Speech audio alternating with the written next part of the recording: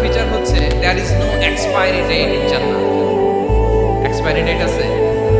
জান্নাতে যে ঢুকবো 7 দিনের জন্য চেক ইন নাকি? চেক ইন কয় দিনের জন্য? 7 দিন 10 দিন পরে চেক আউট করে ফেলবে এরকম?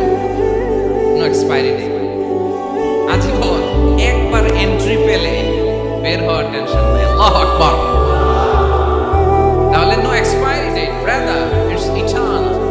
আজীবন থাকবে, খালিদিনা ফিহা, চিরকাল থাকবে। এবং জান্নাতের সবচাইতে গুরুত্ব